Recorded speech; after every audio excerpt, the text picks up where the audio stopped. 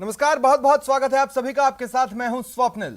चीन भारत से दुश्मनी निकालने के चक्कर में साजिशों पर साजिशें रचता जा रहा है और भारत है कि इस कदर मजबूत होता जा रहा है कि चीन के होश गुम है। अब भारत की एक नई सुरंग से बीजिंग में हलचल है। भारत के बढ़ती ताकत से बौखलाए चीन ने बॉर्डर पर अपनी जासूस कंपनी तैनात कर दी है। उधर पाकिस्तान के आतंकी भी भारत के खिलाफ नई नई साजिशें रच रहे हैं। एक साजिश के तहत अब घाटी में उसके आतंकियों ने सुपारी किलिंग का प्लान बनाया है। आज हम इन्हीं खबरों पर विस्तार से बात करेंगे, तो शुरू करते हैं स्पेशल रिपोर्ट।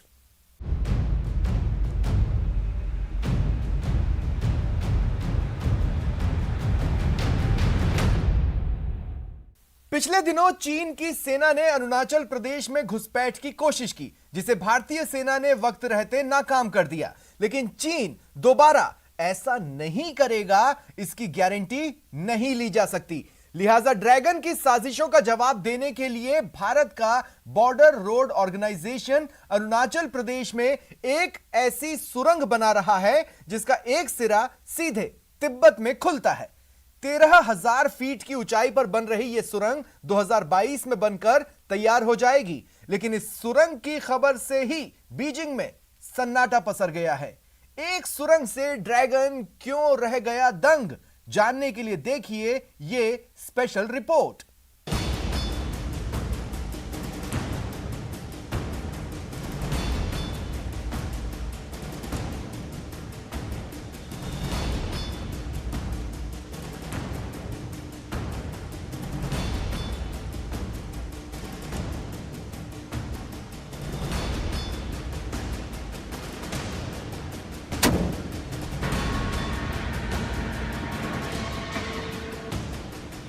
यह सेला टनल हो जो 13,000 फीट से अधिक की ऊंचाई पर बना दुनिया का सबसे लंबा बाई लेन टनल होगा।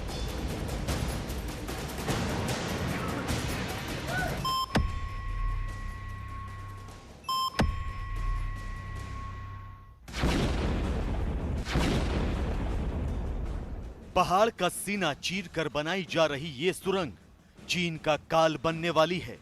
बर्फ से ढकी चोटियों के नीचे से होकर गुजरने वाली ये सुरंग चीन की लाल सेना के लिए जी का जंजाल बनने वाली है। ये सुरंग एलएसी यानी भारत और चीन के बीच वास्तविक नियंत्रण रेखा के उस पार चीन के सामरिक ठिकानों तक पहुंचने का जरिया बनने वाली है। तो शायद यही वजह है कि जैसे ही देश के रक्षा मंत्री राजनाथ सिंह ने डिजिटल माध्यम से विस्फोट कर अरुणाचल प्रदेश में सेला सुरंग के अंतिम चरण के निर्माण कार्य की शुरुआत की, बीजिंग में हड़कंप मच गया। पूर्व वित्त मंत्री अरुण जेटली ने साल 2018-2019 के बजट में भारत सरकार की एक नई परियोजना का ऐलान किया था और इस परियोजना के तहत अरुणाचल प्रदेश के 13,700 फीट की ऊंचाई वाली जगह पर एक टनल बनाई जानी थी। ये टनल सेला पास पर बनाई जानी थी। अब देखते देखते इस टनल का काम भी पूरा होने वाला है। उम्मीद जताई जा रही है कि अगले साल यानी कि 2022 तक इस टनल का काम पूरा हो जाएगा और यहाँ से यातायात शुरू हो जाएगा। और कह सकते हैं कि इसी टनल के जरिए एलएसी तक भारतीय सेना की पहुंच और आसान हो जाएगी। एलएसी पर साजिशों का मकरजाल बुनने वाले चीन के लिए सेला सुरंग किसी बुरे सपने से कम नहीं है।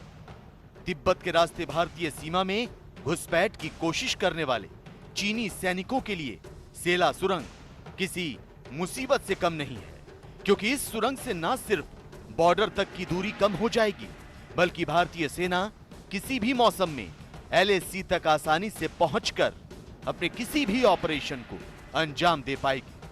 आपको मैप के जरिए समझाते हैं कि अरुणाचल प्रदेश की सेला सुरंग का सामरिक महत्व क्या है। सेला सुरंग राष्ट्रीय राजमार्ग 13 के सेला दर्रे पर बनाई जा रही है। इस सुरंग के जरिए एलएसी के नजदीक स्थित अरुणाचल प्रदेश के तवांग तक आवाजाही आसान हो जाएगी। तवांग से एलएसी पर स्थित बूमला दर्रे तक सेना आसानी से पहुंच पाएगी और बूमला दर्रे से होते हुए सेना तिब्बत में भी दाखिल हो सकती है, जहां से चीन की सेना भारत पर नजर रखती है। डबल लेन की सड़क के साथ सेला सुरंग खराब मौसम और बर्फबारी में भी काम करती रहेगी। अरुणाचल प्रदेश और असम के नागरिकों के साथ भारतीय सेना की आवाजाही पहले से कहीं ज्यादा आसान हो जाएगी। इस सुरंग का उपयोग करने वाले यात्री, वह चाहे हमारी आर्म्ड फोर्सेस के पर्सनल हों या यहाँ के आम नागरिक हों, इस राह में आने वाले कई खतरों से बचने में वह सक्षम होंगे। यह टनल हमारी नेशनल सिक्योरिटी को मजबूत करने के साथ साथ यहाँ के नागरिकों की परिवहन सुविधा में बड़ा बदलाव लाकर यहाँ की सामाजिक आर्थिक स्थिति को मजबूत करने का भी काम करेगा। State of the art features और टेक्नोलॉजी से बना यह टनल आने वाले समय में तवांग समेत पूरे प्रदेश की लाइफलाइन साबित होगा, ऐसा मेरा विश्वास है। भारत और चीन के रिश्तों में कड़वाहट बढ़ती जा रही है। सीमा पर चीन की साजिशों की वजह से दोनों देशों में तनाव बढ़ता जा रहा है। ऐसे में सेला सुरंग का जल्द पूरा होना जरूरी भी है। हालांकि BRO यानी बॉर्डर रोड ऑर्गेनाइजेशन इतने कम समय और विपरीत परिस्थितियों में 13,000 फीट से ज्यादा की ऊंचाई पर दुनिया की सबसे लंबी बाइलेन सुरंग बना लेगा, ये चीन ने भी नहीं सोचा था। लेकिन राष्ट्रीय सुरक्षा को पुख्ता करने के साथ स्थानीय लोगों की जिंदगी बदलने वाली इस सुरंग को तैयार कर BRO ने अपना लोहा मनवा दिया। जैसा कि मैं आपको बताना चाहता हूं कि ये सेला टनल BCT रोड पर है, जो बाली पारा चारद्वार तवांग रोड है।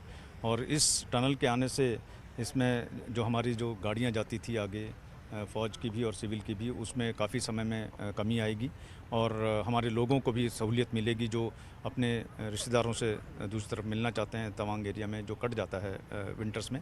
तो इससे हर दृष्टिकोण से इसमें बहुत इम्प्रूवमेंट है और बहुत प्रगति से काम चल रहा है। 9 फरवरी 2019 को प्रधानमंत्री नरेंद्र मोदी ने सेला सुरंग की नींव रखी थी, जिसके तहत 2 सुरंगें बनाई जा रही हैं। पहली सुरंग 980 मीटर लंबी है, जिसके लिए ब्लास्ट 15 जनवरी 2021 को किया गया था, जबकि दूसरी सुरंग 1555 मीटर लंबी है, जिसके लिए ब्रेक थ्रू ब्लास्ट 23 जुलाई 2021 को किया गया था। तो आपको बता दें कि सेला सुरंग के बन जाने के बाद असम के तेजपुर और अरुणाचल प्रदेश के तवांग में स्थित सेना के 4 कोर मुख्यालयों के बीच यात्रा के समय में कम से कम 1 घंटे की कमी आएगी। कहा तो यह भी जा रहा है कि इस सुरंग की वजह से बोमडीला और तवांग के बीच 171 किलोमीटर की दूरी काफी आसान हो जाएगी और हर मौसम में कम समय में आवाजाही हो सकेगी। हमारी फौज की जो सप्लाईज हैं या इवन फौज की जो रीइंफोर्समेंट्स हैं वो बहुत स्लो डाउन हो जाती हैं सेला की वजह से। सो इस पॉइंट ऑफ व्यू से मुझे लगता है चाइना को अब बहुत ही फिक्र करनी पड़ेगी कि अब भारतीय सेना अपनी रीइंफोर्समेंट्स, एमुनेशन, सप्लाईज बहुत तेज़ी से भेज पाएगा, क्योंकि जैसे ही सेला टनल बन जाती है हमारा जाने आने का जो रास्ता है वो बहुत ही इजी आउट हो जाएगा। सो इस पॉइंट ऑफ व्यू से मुझे लगता है कि India should be proud of Sela tunnel. LAC के करीब चीन लगातार निर्माण कार्य को अंजाम दे रहा है। चीन की सेना तिब्बत के इलाके में अपनी वेस्टर्न थिएटर कमांड को मजबूत बनाने के लिए सड़कों और रेल का जाल बिछा रही है, जिसे देखते हुए भारत के लिए लद्दाख से लेकर अरुणाचल प्रदेश तक सामरिक लिहाज से महत्वपूर्ण निर्माण कार्य करना जरूरी हो गया था। लिहाजा पिछले कुछ सालों से वास्तविक नियंत्रण रेखा के करीब भारत सड़कें बना रहा है, पुल बना रहा है। तो आज से चंद महीनों बाद रणनीतिक लिहाज से अहम अरुणाचल प्रदेश की सेला सुरंग को भी यातायात के लिए खोल दिया जाएगा। सेना का काफिला इस सुरंग से होते हुए LAC तक आसानी से पहुंच पाएगा और इससे चीन की गीदड़ धपकियों का जवाब देना आसान हो जाएगा। विस्तारवाद के रथ पर सवार होकर शी जिनपिंग दुनिया जीतने निकले हैं। वो अमेरिका के साथ साथ भारत से उलझने का कोई मौका नहीं गंवा रहे। सूत्रों से मिली जानकारी के मुताबिक चीन ने अब भारतीय सीमा के नजदीक अपनी जासूसी कंपनी तैनात कर दी है। इस कंपनी का काम है भारतीय सेना की हर हरकत पर नजर रखना।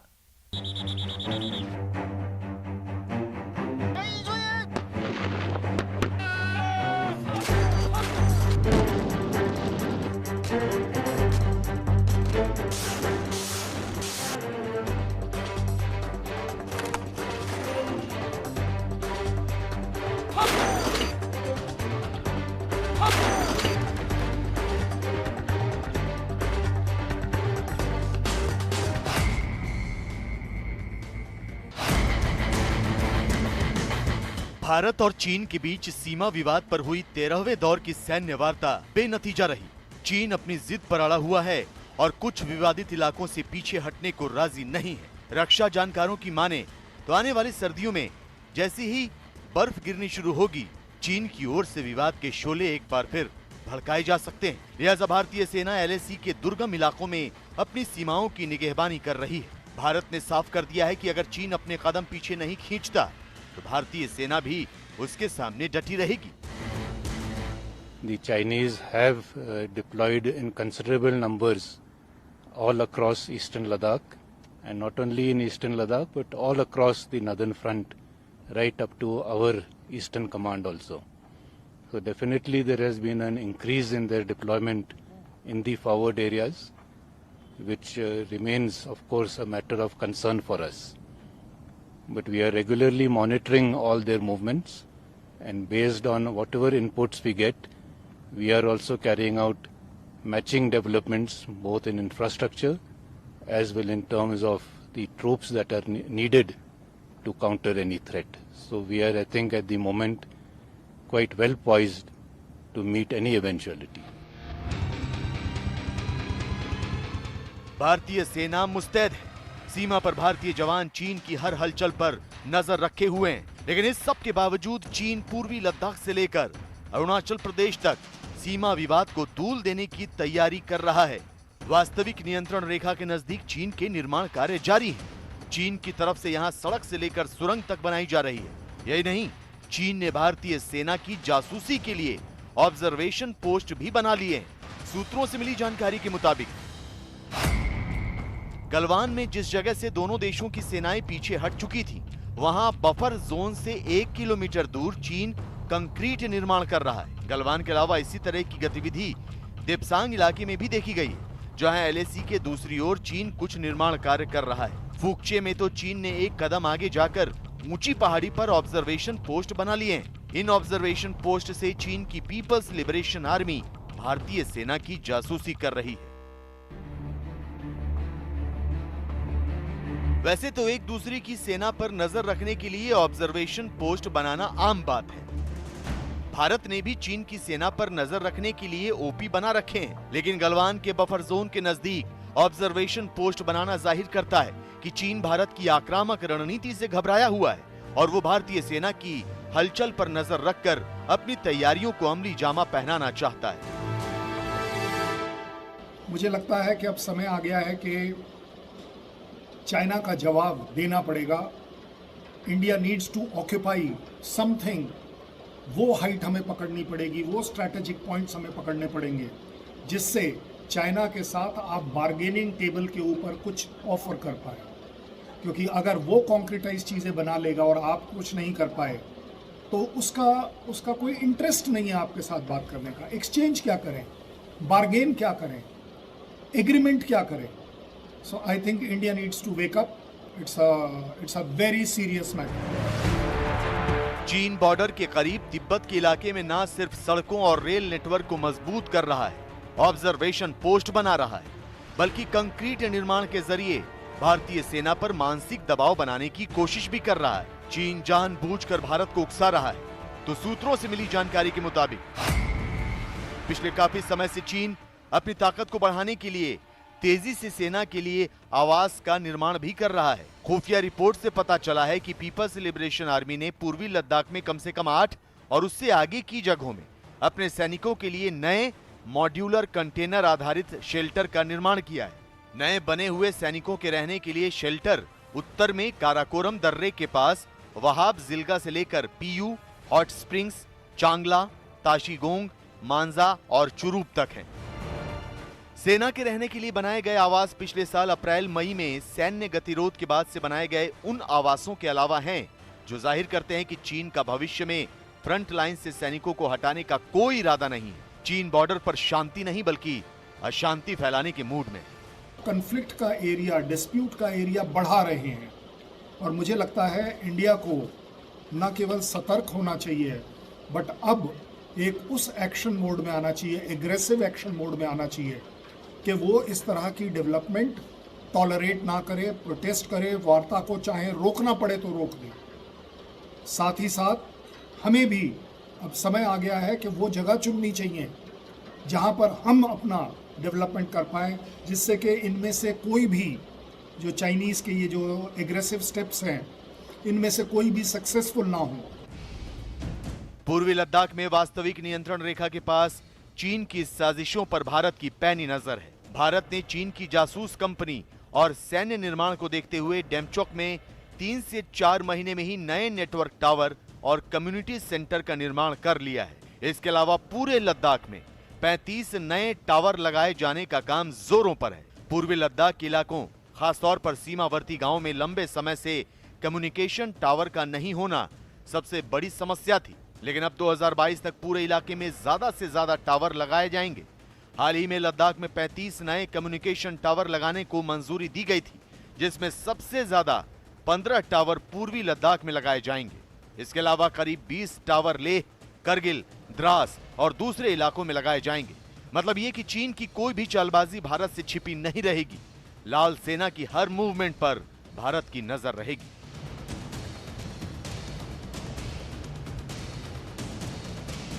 और अब बात कश्मीर की। कश्मीर में टारगेट किलिंग के जरिए आतंकी दहशत पैदा करना चाहते हैं।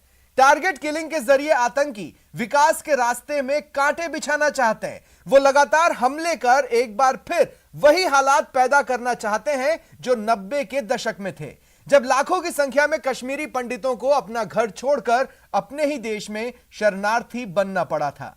खबर है कि आतंकियों की सरपरस्ती करने वाली पाक खुफिया एजेंसी ने एक नया प्लान बनाया है। कहा जा रहा है कि आईएसआई ने टारगेट किलिंग के लिए बिहार और यूपी के शार्प शूटर्स के इस्तेमाल की साजिश रची है।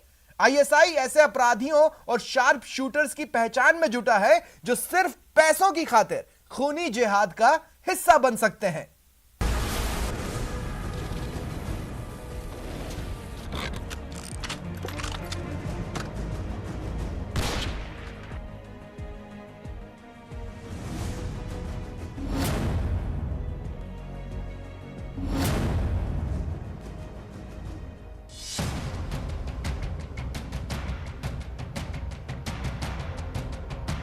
आतंकियों की ओर से की जा रही टारगेट किलिंग का बदला लेने के लिए भारतीय सेना का सबसे बड़ा अभियान जारी है। कश्मीर घाटी के घने जंगलों में छिपे आतंकियों को खोज निकालने के लिए सर्च ऑपरेशन चलाया जा रहा है, जबकि कश्मीर के अलग अलग हिस्सों में दहशतगर्दों को ठिकाने लगाने का काम भी तेजी से अंजाम दिया जा रहा है। कहीं टीआरएफ के आतंकी को ढेर किया जा रहा है, तो कहीं जैश ए मोहम्मद के कमांडर को मौत की नींद सुलाया जा रहा है।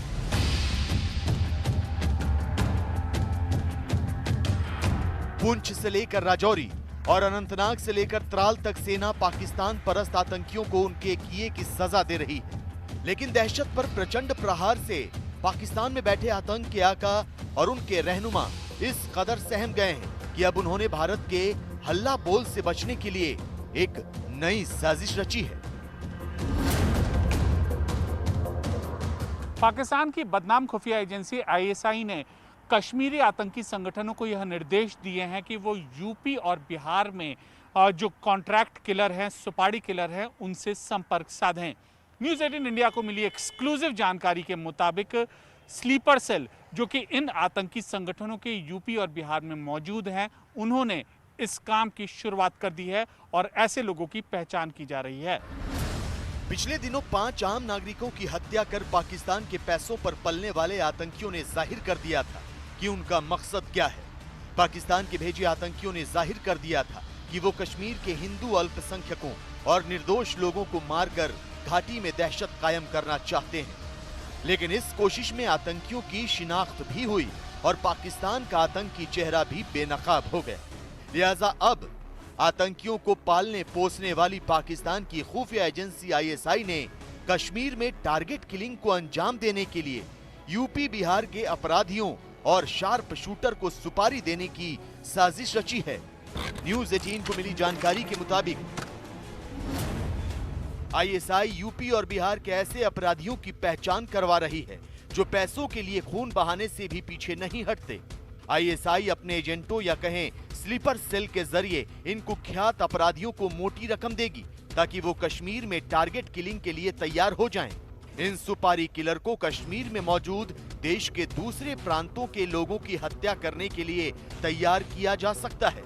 इसके अलावा सेब की खरीद करने वाले व्यापारियों की हत्या के लिए आईएसआई अपने सुपारी किलर का इस्तेमाल कर सकती है।